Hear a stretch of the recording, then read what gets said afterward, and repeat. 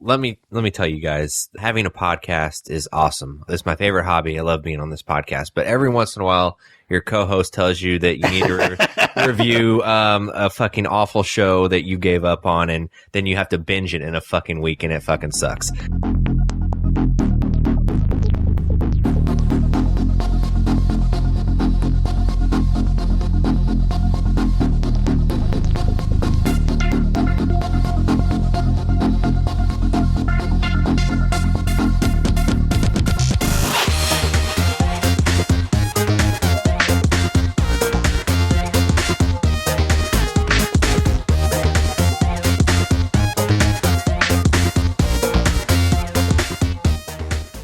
Hey guys, welcome to another episode of the Nerds You're Looking For podcast, a weekly nerd culture podcast that discusses nerddom through various segments. My name's Tyler Hunt, and I'm here with my co-host, as always, Pat Kuhn. How's it going, man?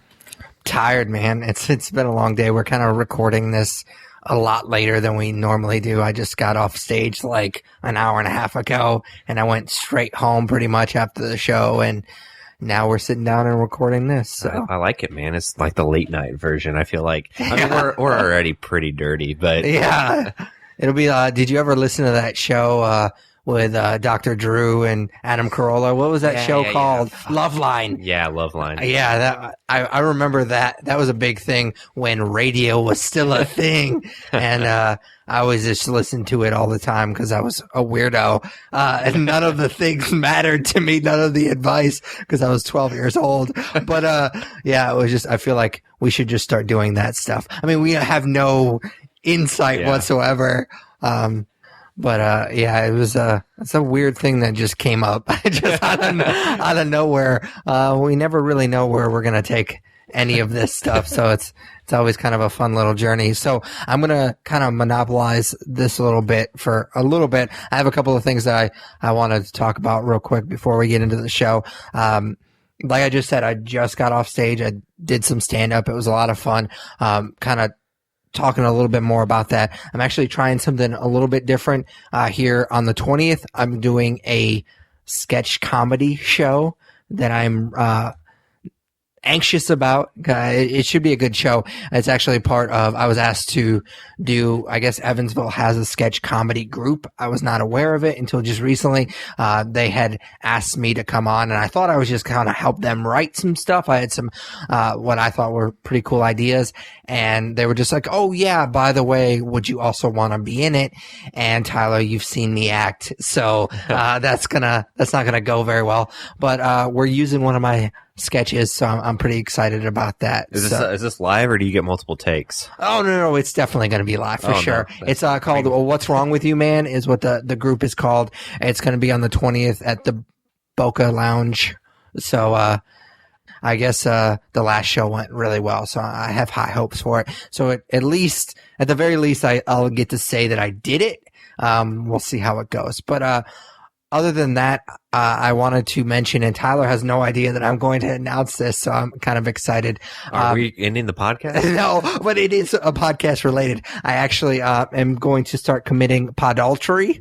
I have not started. I almost said started. I'm going to be on another podcast for the foreseeable future. It is a sports podcast called the excuse me, it's real late right now. It's a Brewer's View. It's an Evansville sports related podcast.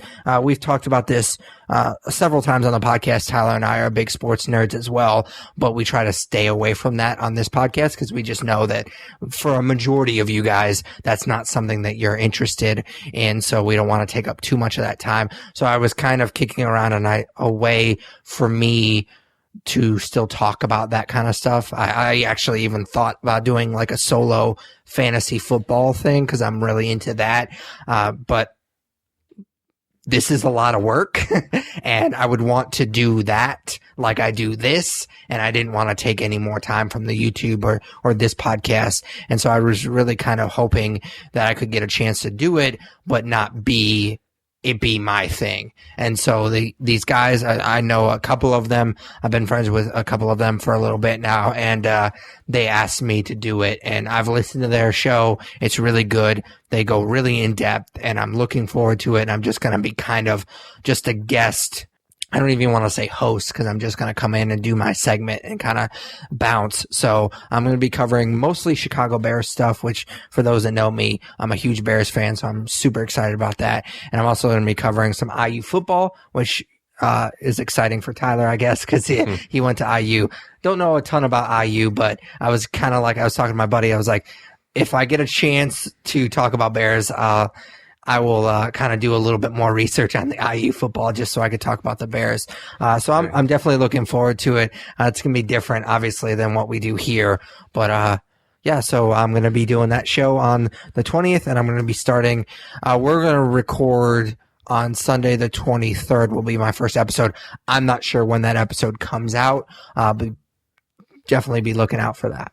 So Yeah, no, I mean, you don't have much to catch up on with IU football. yeah. So you're good there. Yeah, I mean, they haven't been very good for a few years now. I mean, really forever. Have they ever been really all that good? No, not really good. I mean, it's a win if they make a bowl game. So yeah. I mean, and they got a new coach this year, so you're starting kind of on a new cycle, I guess, which is good. For sure. All right. So all that stuff out of the way. We normally start these episodes by kind of just checking in with each other.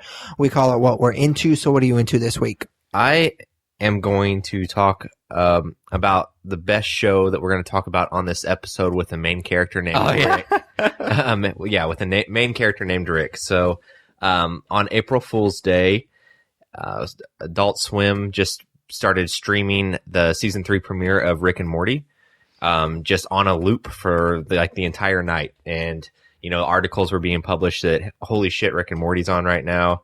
Nobody believed it. This is not a joke. And, Dan Harmon and Justin Rowland, the co-creators of the show, kind of had fun with it. But it was pretty awesome. I was at work that night and I couldn't wait to get off, so that I could get home and watch it.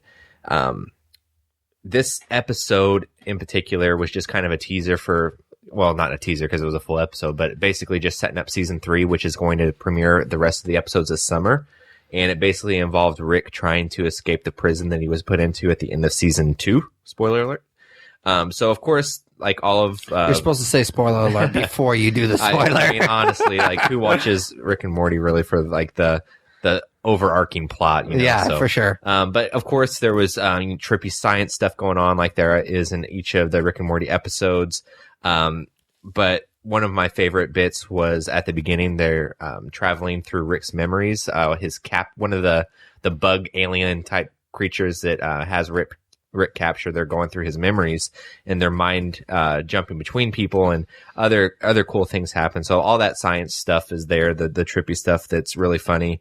But probably the funniest bit of the episode that has caught the most steam online is a bit that came whenever they're in Rick's memories, and they're like in 1998, and they go, him and his captor, who's voiced by Nathan Fillion, go to McDonald's, and Rick does this monologue that the only way he can get this McNugget sauce that they released in 1998 or 99 to promote the movie Mulan from Disney, called Szechuan McNugget sauce, is to go to it in his memories.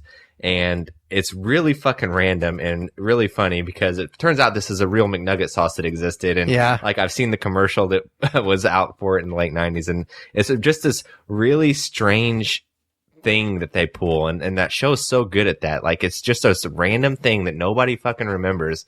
And now it's like this big thing on the internet, and there's change.org petitions for McDonald's to bring the sauce back, and McDonald's has acknowledged it and might be bringing the sauce back. And it's just this ridiculous thing that this episode spurred. And he talks about it again at the end of the season premiere, and it's just really fucking funny. And overall, definitely a solid episode. I suggest you watch it. I believe you can stream every single episode of Rick and Morty right now, including the season 3 premiere on adultswim.com. And then, of course, the way I watched the first 2 seasons was on Hulu. So it's definitely out there. And I think that this show has picked up a lot of steam since we talked about it last year. And it's really finding a huge audience, which is awesome because it's a quality TV show. But if you haven't watched it, I definitely suggest it.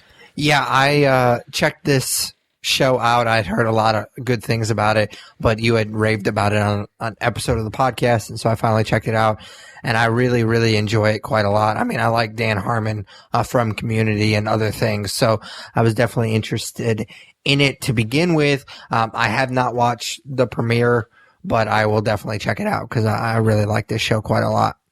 All right, what are you into? So I am into a little game called Dandy, or a brief glimpse into the life of the Candy Alchemist, which is a really long ass title. For those that follow the YouTube channel, about a week ago, I did an unboxing of a different box called Geek Fuel. Overall, just kind of sum up my thoughts about the box. Not crazy about it. It kind of had a lot of weird shit in it. It had a Doctor Who shower curtain, which I'm not a huge Doctor Who fan. It was a Nerdy Year's resolution last year. I only made it through like the first 3 seasons. It's all right. I get why people like it, but I'm just not a huge fan of it. But put that aside, a shower curtain is still a really weird thing to put in one of these boxes. They also had some Doctor Who coasters, were actually one of the cooler items in the box. We actually are using those currently now. There was a Zelda, like a Hero Sword portable charger, which was really cool. I was super excited for, but it is a piece of fucking garbage, and it never charged my phone. And I also had it in my pocket one day, and I thought it was going to burn through my pants. Oh yeah, like it's just a garbage charger. So I was pretty disappointed with that. But the reason I bring it up is because one cool thing about this box, they kind of brand it as a gamer and geek mystery box. The gaming aspect of it is they give you a Steam code, which I just bought a new laptop. It's not necessarily a gaming laptop. It's a very low-end gaming laptop, but it does what I want it to do as far as run OBS for my Let's Plays and stuff like that. So I was like, oh, well, this is kind of cool. I'll check it out, see what it's all about. And I got super into this game, like super addicted. I expected just to play it for like 30 minutes, just try it out. It kind of looked like a weird, like Candy Crush little thing. Like I wasn't quite sure what it was supposed to be. But I've talked to a couple of people about it, since I started playing it. And I've kind of described it as like Space Invaders meets Candyland. It's like this side scroller. You're basically just this little guy who floats on this lollipop, and he has a candy cane gun. It's weird, but it's super, super fun.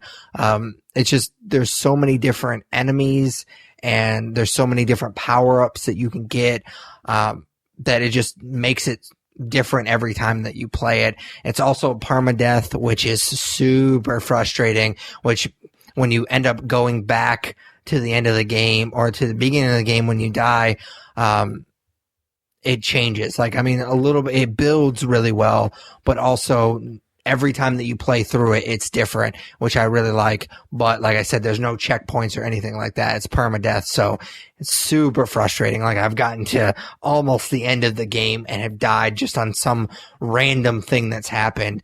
And I go all the way back, and it's so frustrating. But that being said, like with the power ups and stuff like that, there's a lot of stuff. They kind of don't really explain a ton, so it's kind of just exploring it and figuring out what you can, because they can be you can combine some of these power-ups, and they make for really cool ways to kind of just change the game a little bit. So like I said, I only planned on playing it for like 30-40 minutes just to check it out, and throughout this past week I think I've played it like 5 or 6 hours total, like for a game that I just got out of this random box I found on Groupon. Yeah, I've been really enjoying it quite a lot. Cool, man. You're never gonna play this game, are you? Oh, fuck no. Well, if you're into computer games and and do have an account on Steam, I would definitely suggest checking it out. Don't get Geek Fuel. Just buy it on Steam. I think it's like $10. It's totally worth it for sure. Cool. All right, so our next segment is just plainly called Comics. Tyler and I read a ton of comics each week. We like to spotlight one or two. So what'd you read this week? So this kind of ties into what I'm into a little bit, because I read the new ongoing comic from writer, and he's also the penciler, Kyle Starks, and he actually does the Rick and Morty comic. So this is his new comic that he's putting out through Image. It's called Rock Candy Mountain, which is apparently a song, I think, that I've never heard or am not familiar with. But, so I was trying to think how to talk about this comic, because I don't want to say not a lot happens, but it can pretty much be summed up as lots of hobo fights. Oh, yeah? It's a very, very big hobo comic.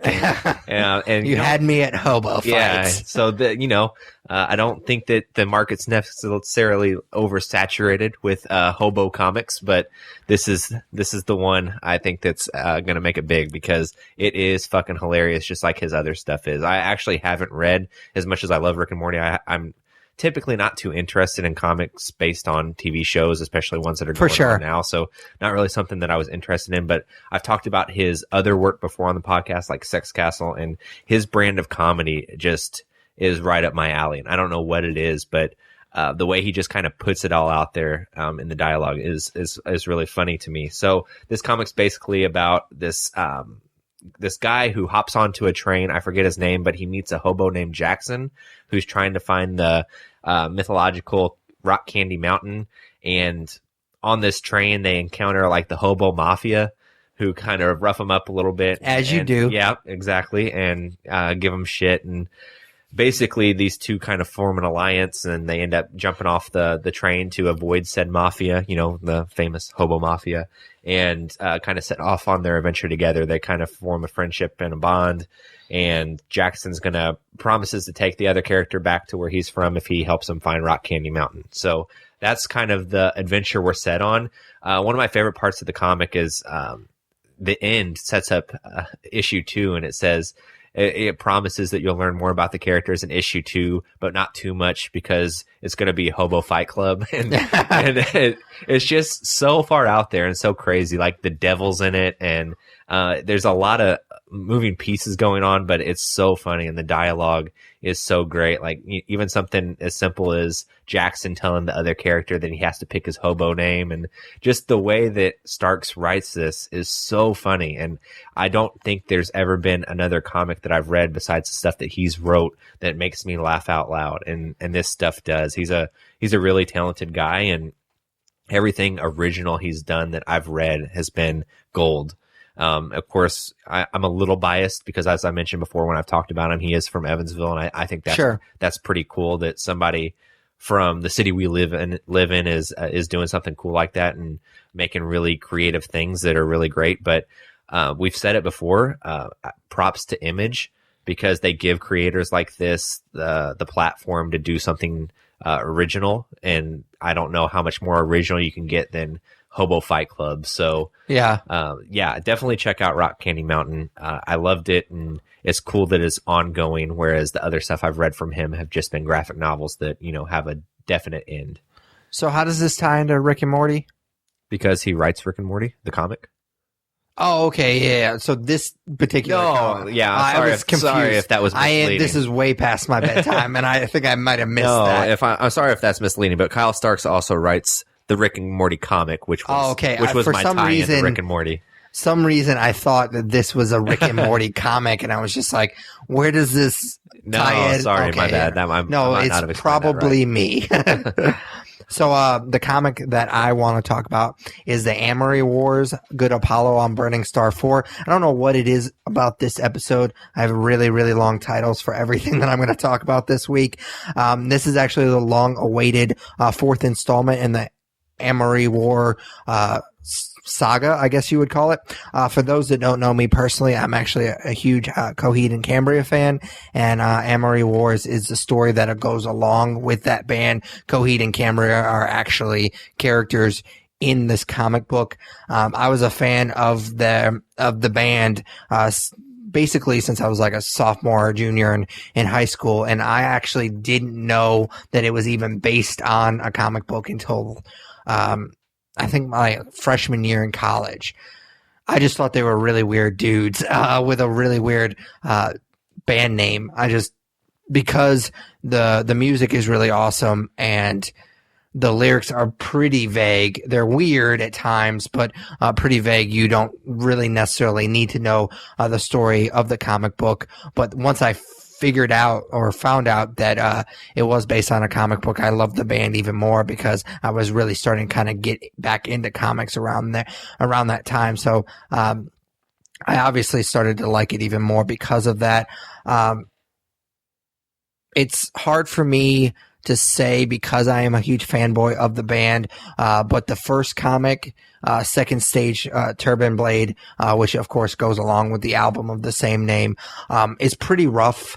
It's an indie book based on an indie rock band. So the writing, I mean, I love his writing now, but it was definitely rough, and the artwork wasn't the best, and it probably wasn't printed on the best printers and stuff like that. So it was definitely, all in all, it was pretty rough, but it gets better as the story goes on. There's a lot of moving parts, especially with this particular issue. So it's not necessarily a book that you can just pick up. This particular issue isn't a book that you can just pick up and start reading, because it's a huge sci-fi saga, and there's a lot of moving parts, especially in that first book, the Second Stage Turban Blade. So I would definitely suggest kind of going back if you're interested in the story. I would definitely suggest going back and trying to at least Wikipedia it, because there's a lot of stuff. I actually went back and reread some of the stuff because it's been a couple of years since I've read it, and I was still a little bit lost here and there in this issue. But what I really enjoyed is I guess it would be their third album. It's the fourth, because they do this weird thing almost like Star Wars, where their first album is actually the second part of the story. And so their third album, fourth part, is actually about the writer of the story kind of losing his mind a little bit. And so that's what the comic book, that third installment, is about. And then this particular issue is the first part of the fourth installment. So it's kind of confusing, but that plays a big part in this comic. So you get to see what's happening with the characters, but you also get to see what's happening to the writer and how that affects the characters. And I really enjoy those types of stories. Also, I kind of like how they change up the artwork a little bit. From, you see the main story that's happening, this Space Odyssey story, and then you kind of go back to what's really happening in the real world, and it's just a little bit different. So I really like that they changed it up a little bit. So like I said, it's not a book that you can just, if you're not reading this, pick this up, because it is kind of an investment, because you can't just pick it up because there's so many moving parts. But if you are a fan of the band and you're interested in the comic book, I definitely suggest trying to dive into it, because I really like this first issue. Again, of course, I'm biased because I love him and I love the band, but yeah, I really enjoyed it quite a lot. Cool.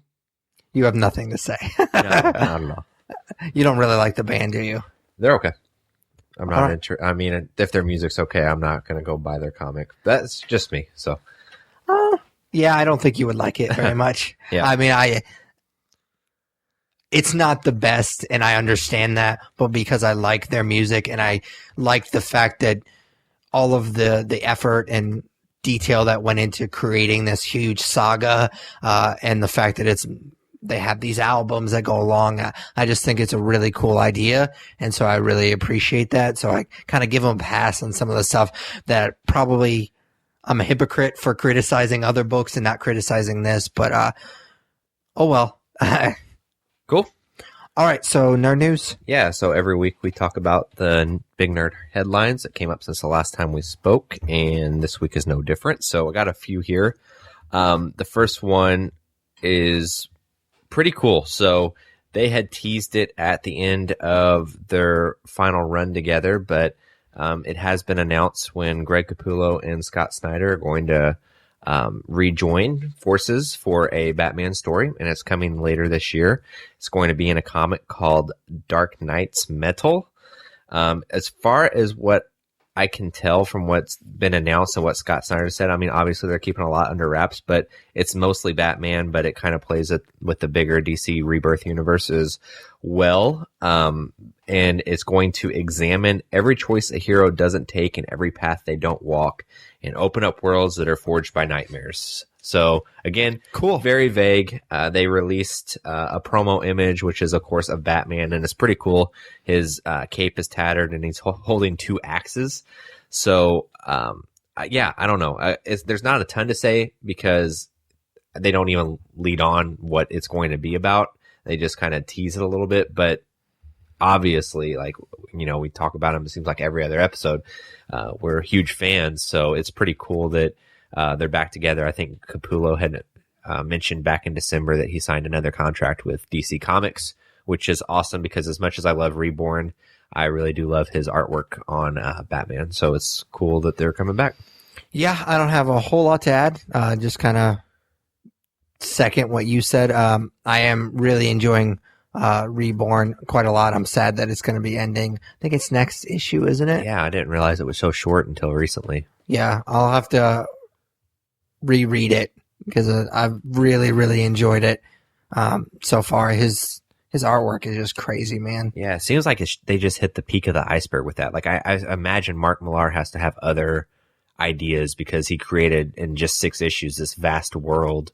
So I'm assuming he's going to want to do more with it, but I don't know if Capullo would be involved or not with his contract that he has now with DC. Yeah, there's one little thing that I was kind of disappointed with. I really liked the idea of the pets coming back as well, and they kind of played up the cat thing, and then that character was dispatched pretty easily, and so I was a little bit disappointed in that, but I was pretty excited that they brought back the dog because I'm a big dog guy. But yeah, I'm loving that book a lot.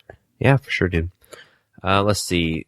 The Defenders has a premiere date. It's going to come out August 18th, 2017. So in addition to that, John Berthnall put out something on his Instagram. It was a poster for the Punisher TV show, and it didn't have a date on it, but it did have a year, and the year is 2017. So we will also be getting that sometime this year. So hopefully those two shows can wash the Iron Fist taste out of our mouths. Yeah. Since we'll get those before the year is over. Yeah, I was a little bit bummed when I heard August because they had originally rumored that it was going to be May, which I thought was kind of quick because they just recently finished filming not too long ago. And I was like, that seems like a pretty quick turnaround with post-production. But yeah, it's not May. It's August. So I was a little bit bummed about that, but I thought May was a little unrealistic anyways. Yeah, I agree. I hadn't heard that rumor, but that would have been a really quick turnaround for sure. Let's see. Next we have, I'll save one of them for last. So this one isn't really something we typically talk about, and I don't know that you'll have much to say about it, but it was kind of a big headline. I saw a lot of different places this week, so I am going to mention it. I've talked before that in my youth, I was a pretty big pro wrestling fan. And this past Sunday, I guess, was WrestleMania, and The Undertaker retired and had his last match. And that was kind of like a nostalgia thing for me. I really remember liking The Undertaker a lot when I was younger. And just another sign of getting older, I guess, is the people whose work you admire, they have to call it quits at some point. So I did want to throw that out there because it popped up a lot more places than I thought something like that would. So I think that I'm not alone, and somebody that once enjoyed pro wrestling, seeing somebody that, you know, played a big part in your childhood, calling it quits. But I didn't know if you ever maybe played as the Undertaker on that Nintendo 64 game you bought or what. I played more as Kane. I don't know why. I think I liked his moves more. Yeah. They actually had a pretty similar move set, but I think I liked his a little bit more. So, yeah, that's really the only wrestling knowledge I have is playing Warzone. But yeah, I played more as Kane than Undertaker. But I think they're both retired now. Yeah, I actually read this thing that the guy who was Kane, he was been on the program, I guess, until last year, and then he just kind of disappeared, and he's running for mayor in some city in Tennessee. So Really? Yeah, That's weird. Yeah, like the demon guy is gonna be the mayor somewhere. So that's weird. Last one is a bit sad, but Don Rickles passed away yesterday. So I just figured I'd throw that out there. Personally, like, I don't know that we can say like favorite performances, because all I know besides his, of course, comedy work is him in Toy Story and in Casino. I'm sure he was in a lot of other stuff, but I'm not honestly that familiar with his filmography. But even just from like a Toy Story standpoint and the comedy he did, especially on late night talk shows, like, I was a huge fan. And, you know, he lived a long life, but I've seen a lot of people say that it was still too soon. And I agree. Like, it was a lot of fun to watch him, and it's a bummer that he's not going to be around anymore. Yeah, for sure. He wasn't one of the guys, like I've talked before. Like, I used to watch like George Carlin and stuff like that with my dad, and that was a huge loss. And he wasn't necessarily a guy that I was exposed to a lot, but the few times that I did see him, he always made me laugh. So, I mean, Toy Story obviously is going to be the big thing for me. But yeah, it's definitely sad. I mean, it doesn't matter. He could have lived to 1,000 and it would have been sad. I don't know. I might have had this conversation with you, or it could have been somebody else, but I always hate whenever, you know, somebody passes away and they lived a long life and they said, oh, well, at least they lived that long, or something like that. It's like, well, no, because it still fucking hurts. Yeah, for sure. Like, don't say that shit. So, yeah. Anyways, that is it for Nerd News. All right. So our next segment is just kind of titled The Main Topic, because it changes from episode to episode. We are going to be reviewing The Walking Dead Season 7. So this particular season consisted of 16 episodes. It premiered on October 23rd, and it just recently wrapped up on the 2nd of April. Of course, it took its mid-season break, so that's why it took so long to wrap up. So we're going to, as we try to do with our movie reviews and our other television reviews, we're going to try to keep this spoiler-free as possible. But that being said, because of the long mid-season break, I think if you're listening to this, there can be a reasonable expectation that you've seen at least the earlier episodes. So as we go along, we might try to pump the brakes on the spoilers a little bit. But let's just say, if you don't know who died at that first episode, then why the fuck are you listening to this? So I'm going to say that, like, earlier in the episodes, probably going to talk a lot spoiler stuff. So if you don't want that to be spoiler for you, then stop listening. Just look at the show notes and kind of skip forward a little bit. But as we go along, we'll try to pump the brakes a little bit. For those that are kind of new to the podcast or haven't heard us talk about The Walking Dead before, I'm just going to kind of make my thoughts pretty clear right off the get-go. I've grown tired of this show. I really liked it the first few seasons. The second season there on the farm, a little bit too long for my taste, but the third, fourth season were still pretty good. But it kind of showed a few wrinkles here and there. I understand that series that have gone on this long, 7 season, you see patterns and there's tropes in every show. But I think, and I know this is kind of knee-jerk and a little hyperbole, but this might be the worst I've ever seen of a series. Like, its wrinkles are so obvious that it's pretty ridiculous. Like,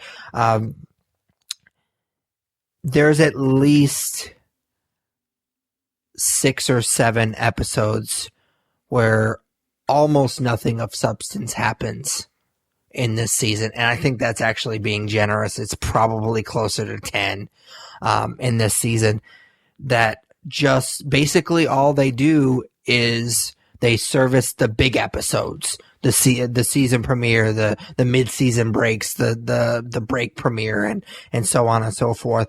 Most of them are just filler. And this season was no different. It was pretty bad.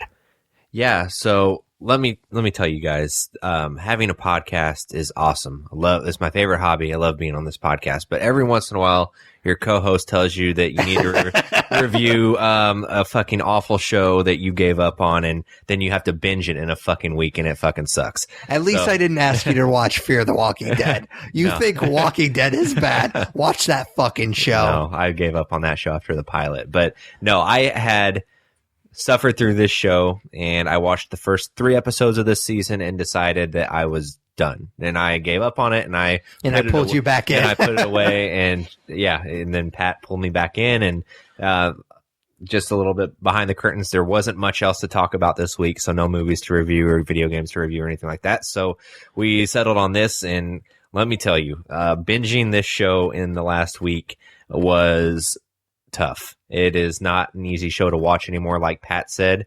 I don't know how a post-apocalyptic show about zombies could be so boring, but it is. And I've long felt the same way that Pat has, is that there's about 3 episodes every season where something meaningful happens and something interesting happens, and then the rest of it is just boring filler and a lot of exposition that doesn't make sense, or is boring, or just not interesting to the overall plot of the show. So I'm definitely in the same boat with you, Pat. Not a fan. And this season did not change my mind. Yeah, so we'll just dive right in. We're going to do, if this is your first review of ours as television-wise, we kind of run it the same way, so we'll go into broad strokes, which we kind of have already touched on a little bit. Yeah. Was that your broad strokes? I mean, I don't know how much broader I can get about how bad this show is. And then we'll dive into the story, and then performances, action.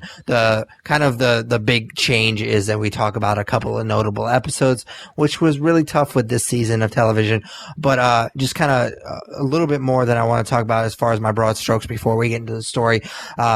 Really, with all of the 6 seasons so far up until this season, I watched pretty much every episode the night it aired, with very few exceptions. And most of that was due because of the kind of the spoiler culture around this show.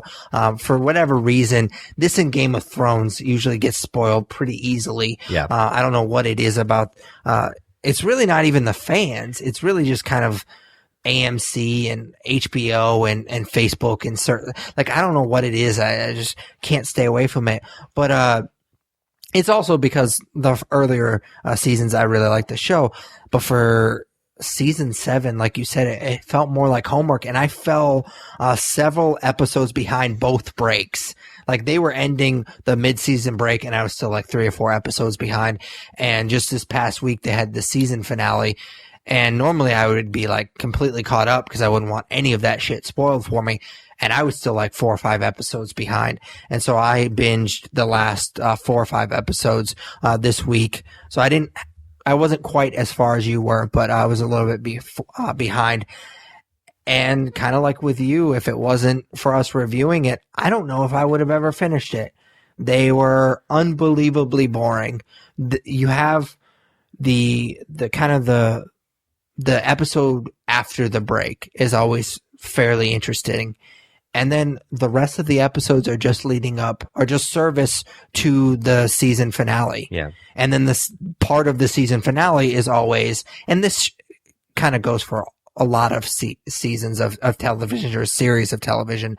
A lot of the season finale is also, well, we can't blow our load in this. We have to have other seasons. So, this season finale was pretty bad about that. But the last 4 episodes before the finale were all filler, were all empty calories. There was almost nothing that happened that I really cared about. So it was pretty disappointing. So let's just go ahead and dive right into the story. Okay, so, we said a lot in broad strokes already, but it's kind of, what we said. It's built around, a few different major events. So you have the first episode of the season where a couple main characters die. One of them specifically, weighs heavy on the show. And then you have... Are you trying to, like, not spoil it? Because I'm going to say it. No, I mean, that's fine. I'm not trying to not spoil it. I mean, Glenn and Abraham die. So, and then you have 4 episodes where you just follow this group as they, deal with that, which is, I mean, it would take them a little bit to get over it, but then you move on and then the next plot point comes up. And then towards the end of it, like you said, you have 5 episodes of nothing building to a lackluster season finale. So with a show that story is so weak, I just don't know how it's maintained popularity for so long.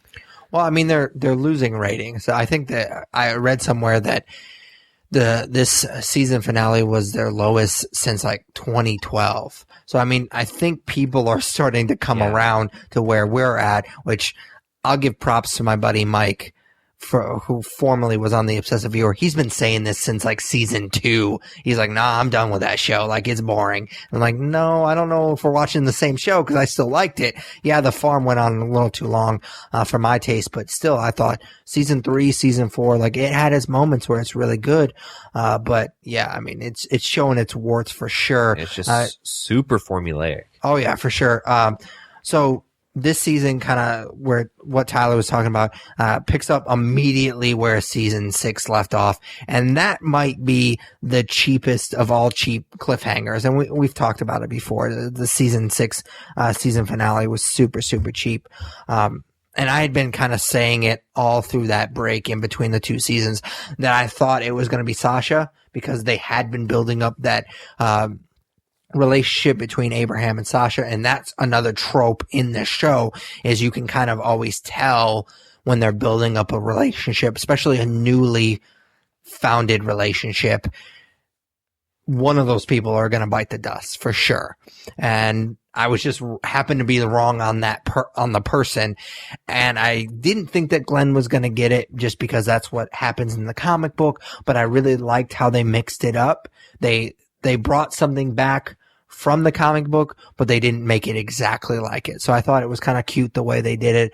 I definitely liked that it was essentially Daryl's fault, and that kind of plays on his character later on in the season. I don't really like that stuff later on in the season, but I appreciate that shit that happens early in the season matter later on. It's solid storytelling, even though I don't think it didn't necessarily pay off the way I wanted it to. I actually disagree a little bit. I thought the second episode wasn't bad. I really liked the kingdom, and most notably Ezekiel in the comic book. So I was really excited about that, and I thought they did a really good job with introducing the kingdom in the second episode. Like I said, he's one of my favorite characters from the comic. However, it dips drastically after episode 2 in quality. It's really actually pretty tough to watch until really episode, I think it's 7, when Carl sneaks into what do they call it, where the saviors live? The sanctuary? The sanctuary, yeah. And he kills a couple of their people, and kind of Negan has to deal with him in his Negan X way. So, yeah, it's just this show. I hate to keep sounding like a broken record, but the show definitely has peaks and valleys, and just with this season, the peaks aren't as high as they used to be, and the valleys are so low. There are shows like this that have a lot of threads. I think I've talked about this before on the podcast, like Boardwalk Empire. Like, I love that show, but even with a show that I love, there's still threads that I don't care that much about. Like Michael Shannon's character in that show, really didn't really care for him. Just didn't really care about his character that much. So I didn't really care where his character went. And even with Game of Thrones, I love that show so much. It was one of my favorite shows when we made that list last year. There's still threads on that show that I don't really like. Not so much now because most of the characters are dead, but they've really kind of narrowed it down. But even shows like that, there's threads that I don't like. But in The Walking Dead, it's gotten to the point where it's easier for me to count the ones that I do like than the ones that I don't like, because there's so many threads and there's so many that just do not matter to me at all. Like, I'm not attached to the characters. They try really hard. There's a ton of exposition. There's a ton of character building. So it's definitely there. It's not their fault. Well, it is, because they just don't make it interesting. So I don't care, because it's boring to me. It's not done in a creative way. Yeah, for me, with this show, I've found that the only characters I care about are the ones we've known the longest. Oh, yeah, for sure. And I don't know if it's a nostalgia thing or because they did a better job in the first few seasons of doing character development. There was less characters. But anybody that's been introduced, since basically Michonne, like I do care about Michonne still, but anybody who's been introduced since her, I could give two shits about. Oh, yeah. A couple of them bite the dust in this season, and I could care less. Yeah, Tara is her name. Oh my god, we'll get that to that episode. Swear, I think, is the episode title. I want to say it's kind of in the middle season. I don't remember exactly what episode it is. Might be one of the worst episodes I've ever seen. Yeah, I mean, not just of this show. Like, I was like, what the fuck is this? They've tried really hard to get me to care about Tara, and I really dislike the character, and I don't know why. I don't. When in Abraham, like Abraham at least is a colorful personality, but even when he bites it in the first episode, I didn't care. Oh, I cared a little bit because he plays a pretty big role in the comic. And so, and again, I didn't know that it was going to be him. I thought it was going to be Sasha for sure. So yeah, that was a little bit disappointing, but I liked the way he went out. I thought that was a very Abraham way to go out. So, yeah, I don't care about Tara. I don't really care about most of the people that, like you said, they've introduced most recently. Yep. No, for sure. All right. So our next segment is performances. It's something that we've said in the past, like when we've done Game of Thrones and stuff like that, where when you start talking about a show that's been on for so long, it's kind of weird because it's hard to criticize a lot of the actors because they've been playing these characters for so long. They kind of have them down. I will say that Andrew Lincoln definitely dabbles in some overacting occasionally. I think he's actually gotten better as the series has progressed, but he's definitely an overactor occasionally. I think Jeffrey Dean Morgan is really great as Negan. I think he does a really good job. The season finale probably wasn't his best work, but I think that he does a good job with the character. The guy that plays King Ezekiel, I think Kari Payton. I don't know if that's how you pronounce that or not. It's Khary.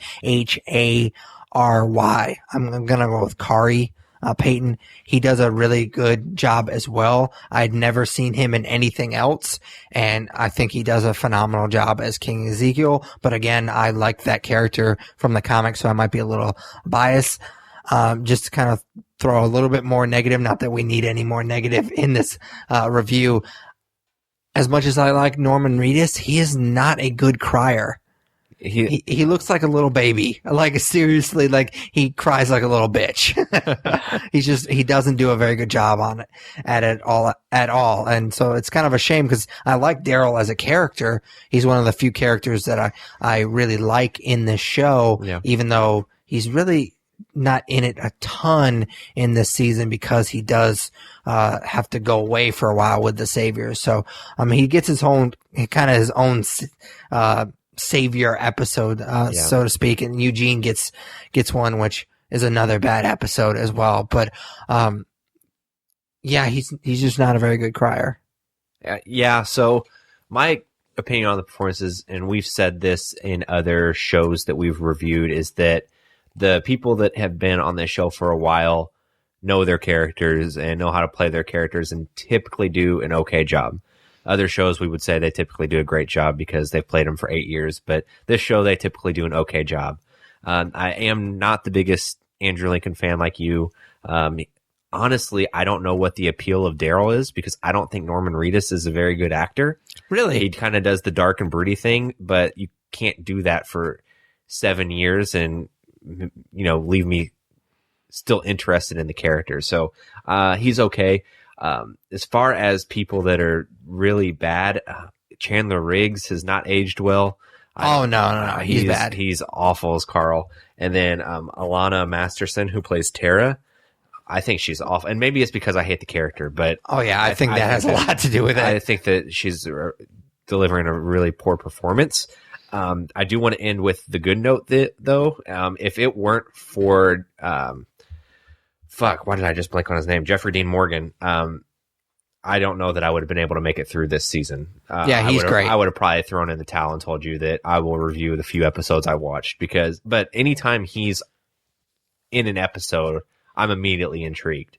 And I love the way he plays Negan. And I know a lot of that's probably the writing too and how he was portrayed in the comic, but it's just so much fun to watch him. He reminds me, and I hate to bring Disney into this, especially because it's such a weird correlation, but he's like Gaston to me. He's the bad guy, and you're supposed to hate him, but he's kind of funny, and you just kind of like him anyways. So that's kind of where I'm at with Negan. And I think because I'm so bored of the show and so don't care, I almost want to see him win because he's delivering the best performance and he's the most charismatic out of anybody.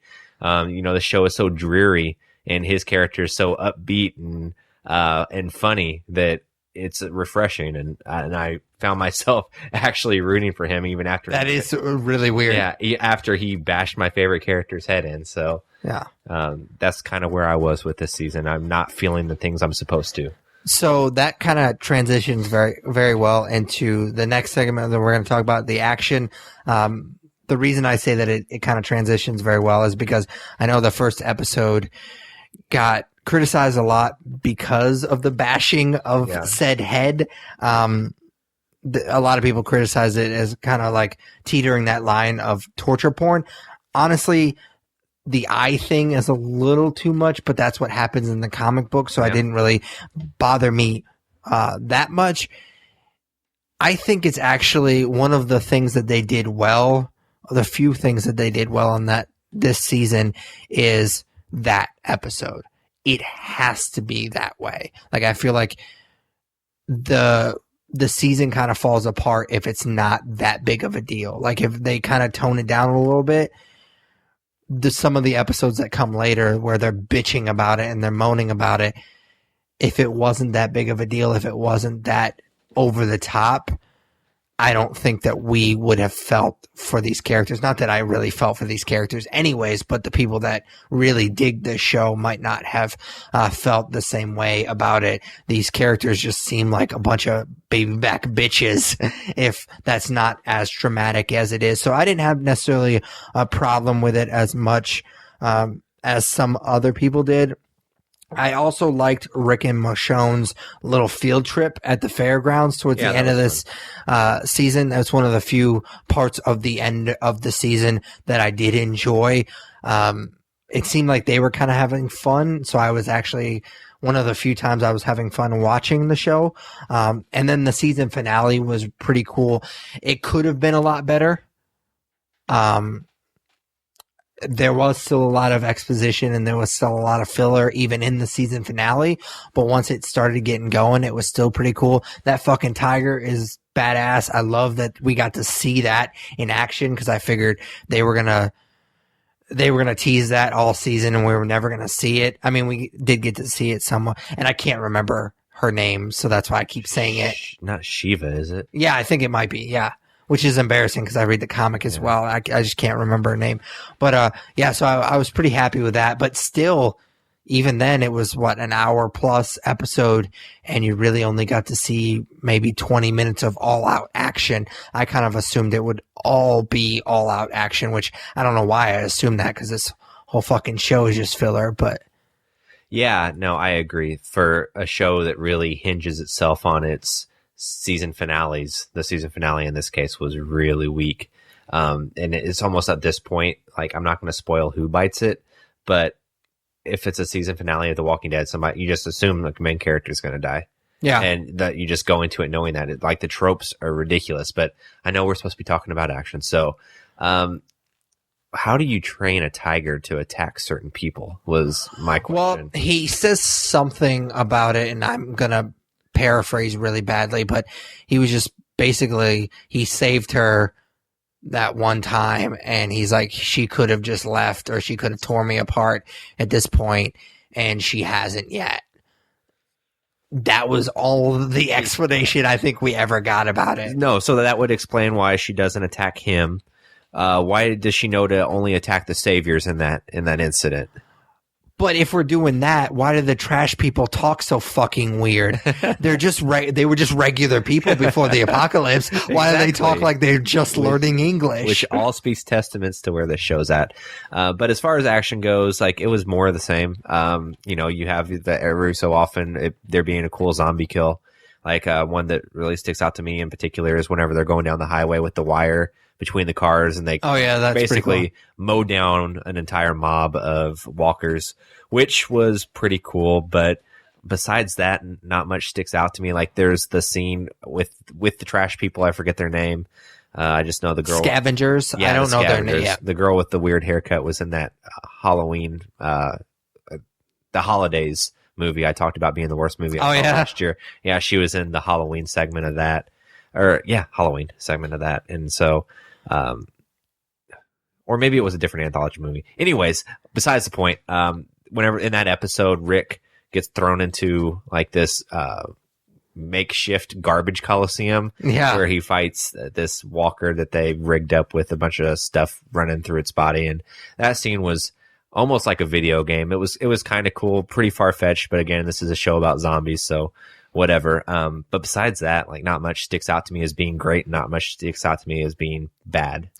So one thing, and it kind of feeds into the action, sort of. I thought the CGI wasn't bad for a TV show. Like, the tiger looked pretty badass. I will say that there is a episode where it was Rick and Michonne, and the deer looks fucking Oh my awful. God. I'm so glad that you said that, because actually rewinded it and watched it again, because I was like, it can't be that bad. It looked like those old, like, creature feature, like, stop motion. Like, you have the regular characters, and all of a sudden they cut to the monster and the claymation type of. It was almost that bad. In a show where you put so much effort into the visuals and the zombies and making it look real, how do you not just get a fucking deer, or be able to present a normal deer to us? Yeah. It's just crazy. Even for that initial shot. Yeah. You could have gotten an actual deer somehow just to a do close-up even instead of the one they did. And then you could do the CGI later for what happens later in the episode, and that would have been fine, because we would have been distracted by what was happening. But with the shot of just the deer, it was so distracting how bad that CGI was. They can't have seen that and looked and be like, oh yeah, that looks fine. I mean, obviously they probably did it for budgetary reasons, but at the same time, you got to be able to get more bang for your buck, because that looked really fucking bad. Oh yeah. All right, so let's go ahead and talk about a couple of notable episodes. I've kind of already blown my load a little bit with it, because I've already talked about a couple of different episodes that I liked. Like I said, I liked the first episode, the second episode where they introduced King Ezekiel, and the kingdom was pretty cool. I really, really fucking hated Swear. And the first one that I'm going to bring up, other than those episodes, is episode 14, The Other Side, which is basically the episode that kind of builds towards what happens in the season finale with Sasha and the other chick. I don't remember her name. And it was just excruciatingly boring. Just unbelievably. If you want a perfect example of why we hate this show, watch that episode, because they literally spend 10 minutes explaining how to tie these fucking knots in this rope, and I was like, I really, really don't give a shit. And they tried to use it to build the other chick's character. Like, she started talking about how she knows how to do all of this stuff, and how she's used all these guys, that's how she survived. Yeah. But like we've been preaching this entire time, I don't give a fuck about her. So I don't care about her backstory. And I know that they have to, storytelling wise, to try to do this. But if you haven't made her an interesting character yet, what do you think that 10 minutes of her tying fucking knots and figuring out why she knows how to do this is going to be interesting to me. It was a really terrible, terrible episode. Yeah, that one is especially boring. I agree.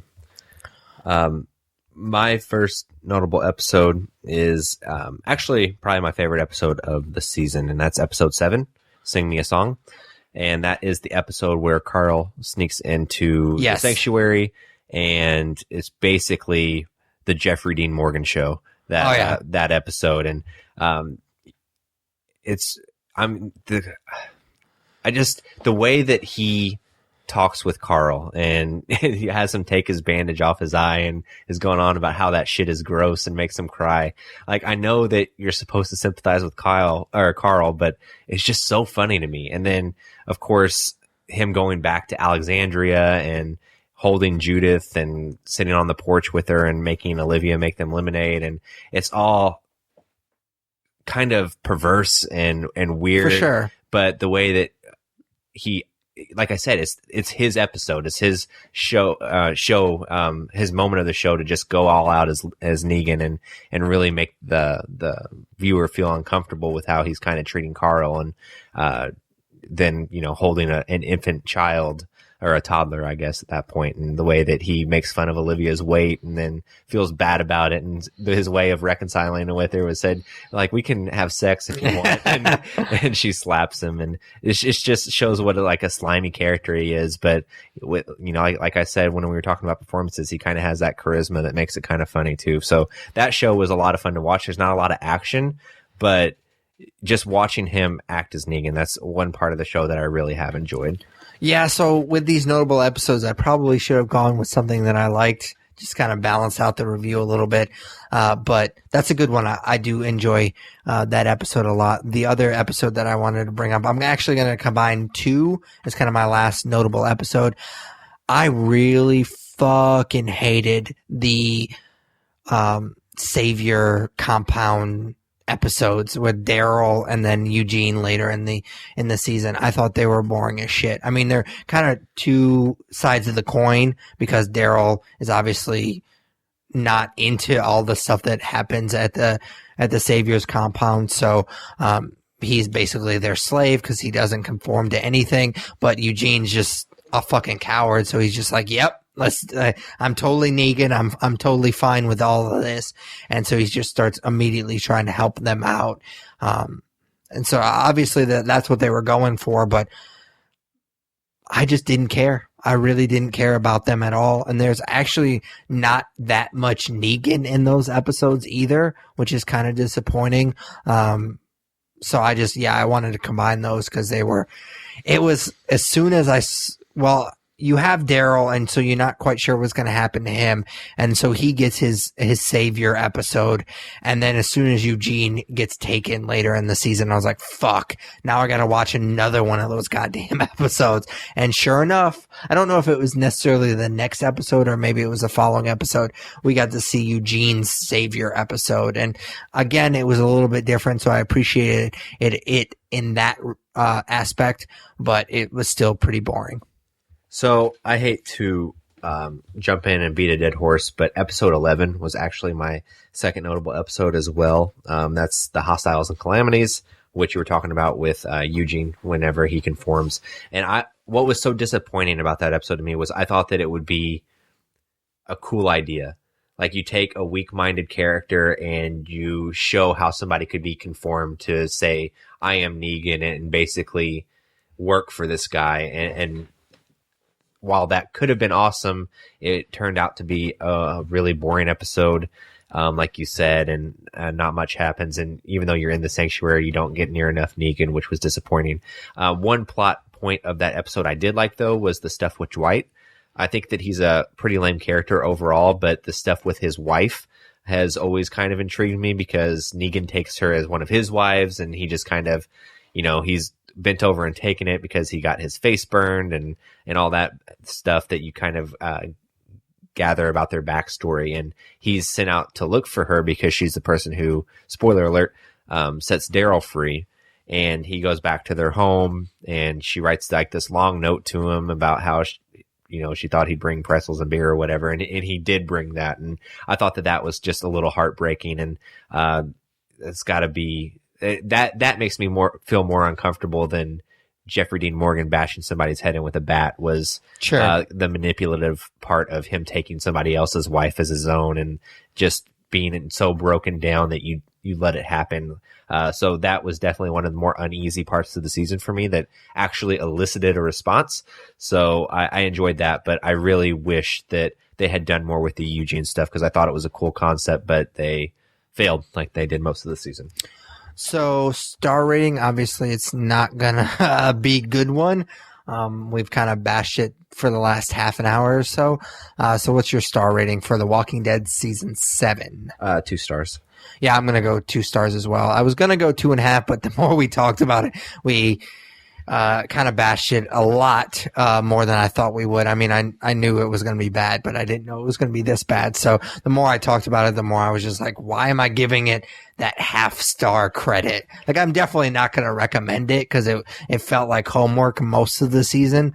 But I was like, this is just not good television at all. Like, even the peaks weren't that big this season. So needless to say, I'm assuming you're done with the show. I am done with the show as well. Yeah. So I think in a world where maybe it was a shorter season, like if they cut out a bunch of the shit that was boring and we didn't like, and maybe it was like a 10 episode season, it could have been a 2.5. Especially if you left all the Jeffrey Dean Morgan stuff in there, but there's just so much stuff that's not needed. And that kind of just sealed the deal for me. For sure. So what's nerd favorite this week? So this is pretty random. It doesn't really tie in to anything we talked about this episode like nerd favorites typically do.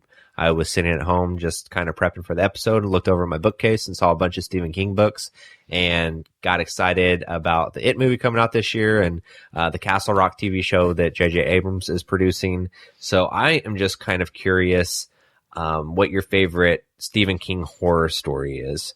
It could be the movie, it could be a TV show, it could be a book you've read. I'm going to go with one that kind of combines the two. It's a short story that I think is in Nightmares and Dreamscapes, but I could be wrong. It might be one of his other collections of short stories, but it's also been turned into a few different movies, and that is Children of the Corn. Okay. So that might seem like a weird pull, and it might not be the best thing he's written, the best short story he's written, but something about that idea and that movie always left me unsettled as a kid when I first saw it. And the idea now, especially that I'm an adult and I'm on the other side of things, a town where all the adults have been killed and run, is run by these cult children that follow this creepy leader and have crucifix. What's the plural of crucifix? Crucifixes? Either way, crucifixes in a cornfield, and there's black magic at hand and that kind of stuff. Always, I don't want to, I've said this last episode, I was going to say tickle my fancy, but please don't. But I'm going to, it makes me so uncomfortable. But it's just a weird little story that I really liked. And I think I like the short story a lot more than the movie, but I wish that they would adapt it again in some way, because that movie, you go back and watch it now and it's just cheesy and not very good. But I think that there's a really creepy story there to tell. And, if you haven't read the short story, at least give that a go, because it's a lot of fun. Yeah, I think I watched the movie because I was really into his stuff when I was younger. Not that I'm not now, but I just don't read as much as I used to.